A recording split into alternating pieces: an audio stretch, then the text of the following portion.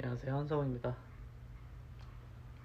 지금은 식사 후에 커피를 마시면서 티타임을 갖고 있습니다.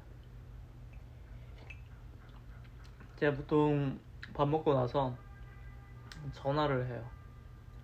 제가 좋아하는 사람들한테 전화를 합니다. 친구들한테도 전화하고 그냥 많이 전화해요.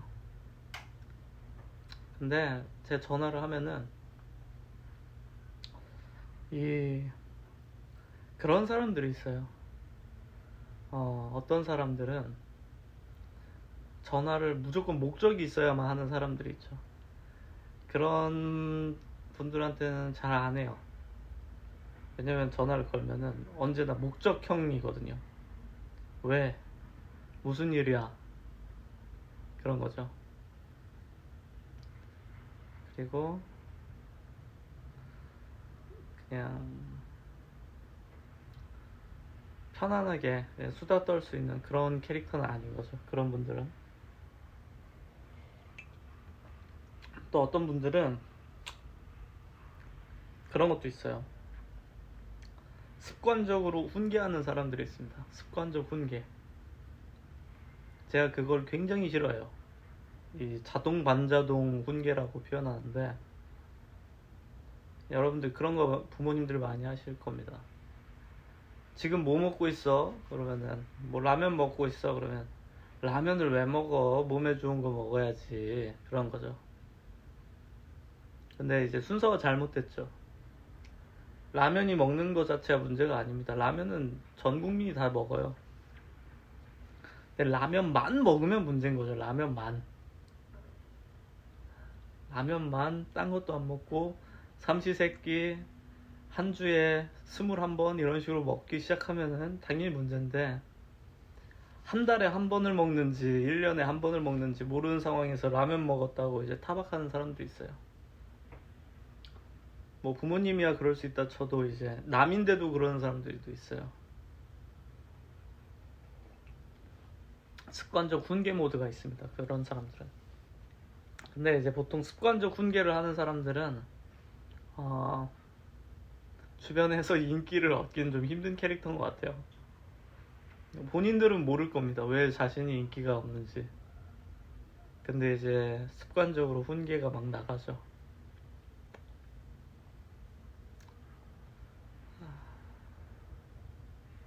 근데 저도 이게 뭐랄까, 점점 그렇게 생기는 건 있는 것 같아요. 제가 스스로 생각하는 저의 그 나쁜 습관 중에 하나는 뭐냐면, 저는 사람들이 숨기고 있는 거를 좀 빨리 알아챕니다. 그래서 빨리 알아챈 다음에 그 숨긴 거가 해결되는 거를 바라는 편이에요.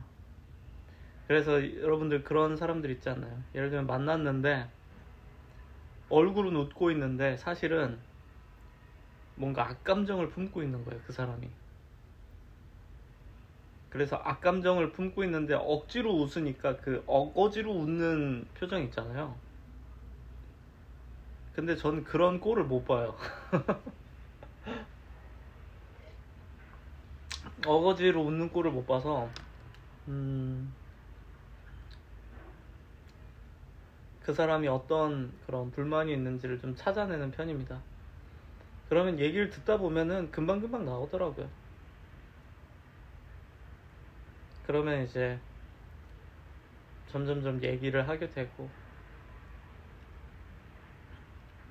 그 심리학 중에 하나인데 안 좋은 감정이 많은 사람한테는 반대로 행동하는 기저가 있대요, 사람한테는. 저도 제 스스로한테 느꼈던 적이 한 번 있는데, 제가 되게 안 좋게 생각하는 사람이 있었어요. 근데 그 사람이 어쨌든 저보다 어른이고, 그리고 좀 예의를 지켜야 되는 사람이다 보니까 마음은 좋지 않지만 그냥 거리만 두면서 이제 예의를 지키는 거죠. 과하게. 그래서 그 사람 앞에서는 과하게 인사도 하고 뭐 웃기도 하고 그러는 거죠. 근데 저 역시도 예전에 그랬던 경험이 있어서 그게 어떤 마음인지는 알지만 여하튼 불편한 기색이 숨겨져 있으면 저는 그걸 끄집어내려는 좀 나쁜 습관이 있는 것 같습니다. 사실 더 좋은 방법은 충분한 시간을 갖고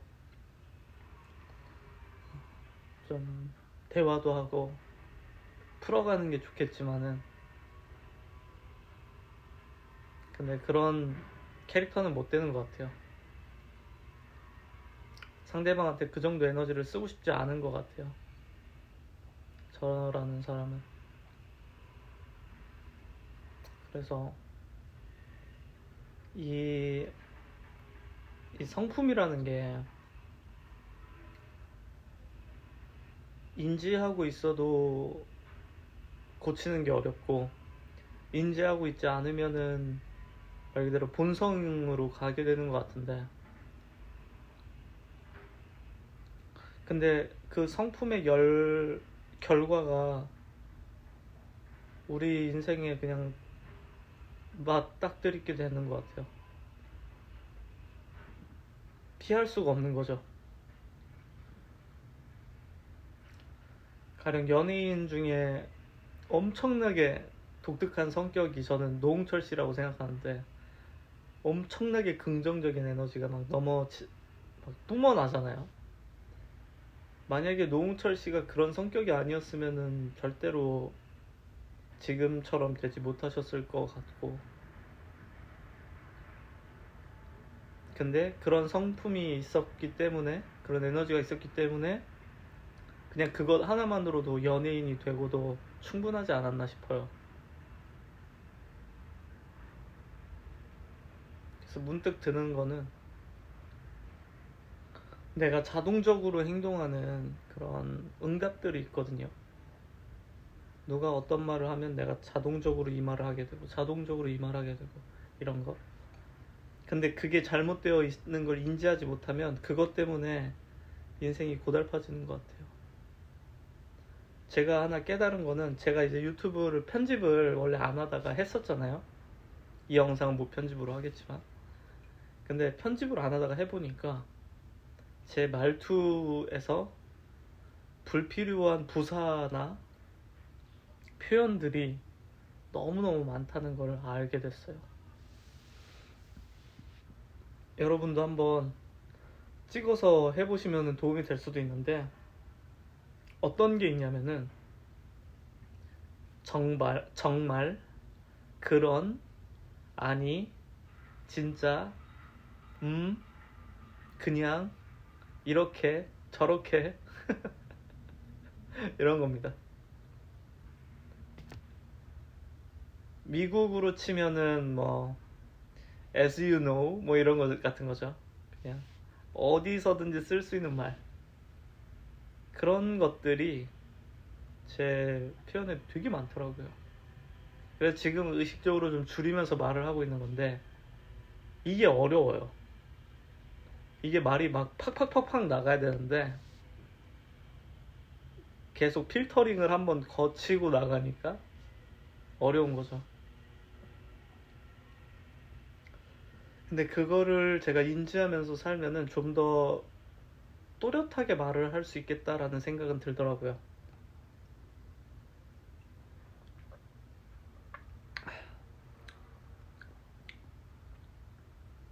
그 유튜브 영상을 보다 보면요, 영화 해설하시는 분들이 있죠. 영화 리뷰.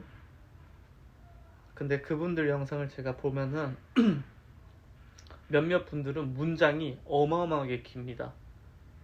문장이 안 끝나요. 뭐뭐뭐뭐 하고, 뭐뭐뭐뭐 하고, 뭐뭐뭐뭐여서 계속 이렇게 가요. 그래서 한 문장이 자막으로 치면은 화면이 한 4-5번 지날 때까지 안 바뀝니다. 근데 이게 글쓰기로 보면 되게 안 좋은 표현이거든요.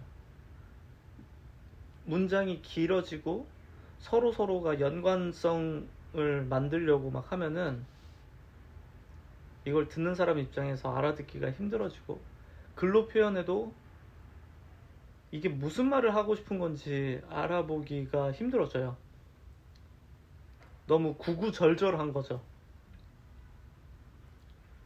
그래서 그 책 짧게 쓰는 법, 뭐 그런 책들 보면은 문장을 짧게 써야 된다, 말을 짧게 해야 된다, 선명하게 해야 된다. 그게 읽기 좋고 이해하기 좋고, 그리고 오해를 만들지도 않고. 근데 영상을 보니까 그런 분들이 많이 있더라고요. 그래서 매번 그걸 볼 때마다 자동적으로 훈수를 하고 싶어져요. 영상이 너무 좋은데 말을 좀만 더 짧게 끊어서 해주시는 게 좋을 것 같다, 뭐 이런 식인 거죠. 근데 한 번도 제가 그걸 그분들한테 말씀드리지 못하겠더라고요. 뭐랄까, 민망해서. 이상해요. 다들 잘 듣고 있는데 제가 이렇게 말을 하고 나면 이제 그거를 인식하기 시작하거든요. 그러면 제가 그게 한번 해서 반응이 좋고, 만약에 그 영화 리뷰어 분이 반영을 하셨다면은 제가 또 다른 영상을 봤을 때 또 그걸 인지하고 있겠죠. 그러면 아, 여기서도 문장이 너무 길게 표현하시는 것 같아요. 스크립트를 좀만 잘라서 해주시는 게 어떨까요? 거기서도 훈계하고 싶을 거고, 또 훈계하고 싶을 거고, 훈계가 반복되는 거죠. 그러면 저는 유튜브에서 똑같은 얘기 복부 타고 다니는 사람으로 찍히게 되겠죠. 그래서 뭐랄까, 참 어려운 것 같아요. 사람이 잘 산다는 거가 비단 잘 먹고 잘 자고 건강하게 하는 것도, 이것도 힘든데, 일해야 되지, 심지어 또 말도 잘해야 되지, 또 생각도 괜찮아야 돼요. 생각한 거대로 결국 말하게 되니까, 원한을 품고 있으면 그 원한이 열매가 되고, 반대로 좋은 기분, 긍정적인 기분 이런 게 있으면 주변에 그걸 또 퍼뜨리잖아요. 그러니까 진짜 어려운 게 아닌가 싶어요, 이 인간으로 사는 거는. 그래서 제가 오늘 새벽에 그 제 지인분하고 새벽까지 간만에 메신저를 했어요. 새벽 4시까지 한 1시간인가 2시간 정도 한 것 같아요. 근데 얘기를 하면서 그냥 그런 생각이 들더라고요. 다음에 요번 생이 끝나고 나면은 한 번쯤은 환생을 해보고 싶다. 근데 환생을 할 땐 결코 인간으로 환생하지 말아야지. 할 수만 있다면 어디 뭐 돌덩이나 아니면 뭐 고양이나, 경험 못 해본 걸로 꼭 해봤으면 좋겠다, 그런 생각이 들더라고요. 인간으로 사는 거는 피곤하기도 한데 알면 알수록 더 피곤한 것도 있는 것 같아요. 아는 게 복이 아닌 거죠. 얘기가 의식의 흐름을 타고 계속 진행되고 있긴 한데, 그 어벤져스에 보면 타노스가 토니 스타크한테 그런 얘기 하잖아요.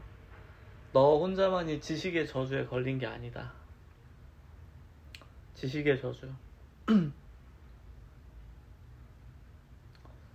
지식의 저주에 걸리는 게 뭐 비단 외계인이 침공해서 지구를 다 멸망시키니까 그걸 준비해야 된다, 이런 것도 지식의 저주일 수 있겠지만, 그뿐만 아니라 모든 게 다 지식의 저주더라고요. 알면 알수록. 가령 여러분들이 만약에 결혼을 했는데 배우자가 불륜을 했어요. 몰랐을 때는 사이좋고 행복한 가정생활이었다가 불륜을 했다는 것, 또는 과거에 했었고 지금은 종료됐다, 지금은 전혀 없다, 그런 게. 그렇다고 해도 그 지식 때문에 이제 괴로운 거죠. 아, 그때 나를 속이고 불륜을 했었어 하면서. 그러면은 현재가 아무리 정상적이어도 쉽지 않겠죠. 또 그런 것도 있어요. 제가 틱톡을 며칠 전에 봤는데 틱톡에 그런 게 있더라고요. 우리가 일상적으로 사용하는 먹는 음식들을 초근접으로 촬영을 해서 현미경으로 촬영을 해서 거기에 뭐 미세 플라스틱이나 미생물들이 있는 것들 또는 뭐 벌레들, 실로 되어 있는 벌레들 있잖아요. 그런 벌레들을 이렇게 핀셋 갖다가 찝어서 내더라고요. 그런 거 보고서는 거기 댓글에 다 그런 거예요. 야, 이거 알고서는 아무것도 먹을 수 있는 게 없다. 무슨 소세지도 잘라가지고, 멀쩡한 소세지 잘라가지고 이렇게 안을 보니까 그 안에 벌레가 기어 나오고, 그리고 무슨 뭐 플라스틱 쪼가리, 뭐 수세미 같은 거 있잖아요. 플라스틱 얇은 그런 쪼가리 같은 거, 미세 플라스틱 같은 거. 그런 것들도 있고. 그렇게 보니까 그냥 온몸이 다 지저분 맞더라고요. 심지어는 그 채널이 좀 지저분 게 많았는데, 손톱 같은 것도, 손톱 이런 부분들을 이렇게 긁어요. 긁어가지고 보면은 엄청 더럽더라고요. 와, 그러니까 알면 알수록 괴로운 거죠. 아, 저거 더러워서 어떻게 먹나. 근데 모를 땐 아무 문제 없었는데 그냥 길바닥에 아니 뭐야 땅바닥에 떨어진 것도 빨리 주워 먹고 3초 안에 먹으면 된다 그러면서 이게 행복하게 살기 위해서는 아는 게 적어야 하는 것 같아요. 일정량 이상 알면은 행복해지는 게 좀 제약이 많아질 수도 있는 것 같아요. 그래서 저는 오늘의 결론의 주제, 아는 거랑 아는 게 진짜 진짜 많아지면 행복하기가 힘들어지잖아요. 근데 모든 걸 안다라는 사람들 또는 모든 걸 안다고 평가받는 뭐 전지전능한 신, 그런 존재들은 과연 행복하고 즐거울 수 있을까라는 철학적 고민이 들더라고요. 아마 절대 그렇진 않겠죠. 제가 만약에 신이어도 저를 실시간으로 욕하고 있는 사람들이 한 전 세계 인구의 못해도 10% 이상은 되지 않을까요?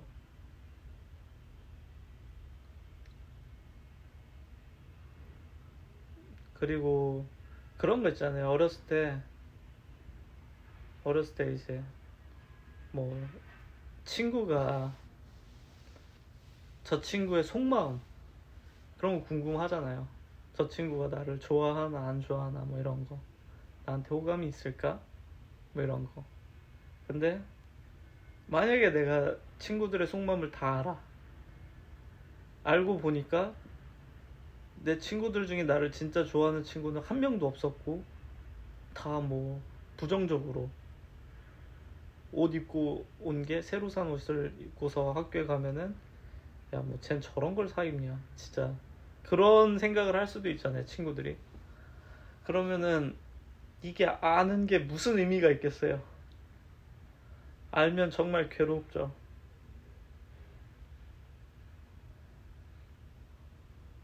그래서 참 모르겠어요. 제가 지지난 영상쯤에 맨 마지막 주제가 이제 악마라는 표현으로 했는데 우리 주변에 있는 악마들. 근데 그 악마에 대해서 인지하고 있는 거 행복과는 거리가 있는 것 같아요. 내가 지금 살고 있는 집이 사실은 그전 사람들이 뭐 몇 명 자살을 했다는 둥 아니면 여기 사실 귀신이 나온다는 둥 뭐 이런 것들이면은 갑자기 싸해지잖아요. 한기가 느껴지고. 그래서 참 어렵습니다. 인간으로 사는 건 어려운 것 같아요. 그럼에도 불구하고 재미가 있다면은, 인간은 또 재미를 되게 쉽게 느끼는 동물이라 적당히 우울해도 또 자고 일어나면, 햇살이 좋으면, 시원한 공기가 바람이 불면, 아니면 맛있는 걸 먹으면, 친구들이 나를 좋아해주면, 칭찬받으면 기분이 좋아지는 조건이 너무 많아요. 그래서 애초에 우리가 여러 거지 같은, 정말 기분이 나쁘고 괴로울 수 있는 요인들이 많지만 또 너무 쉽게 기분이 좋아져요. 그래서 적당히 다들 살고 있는 게 아닌가, 그런 생각이 듭니다.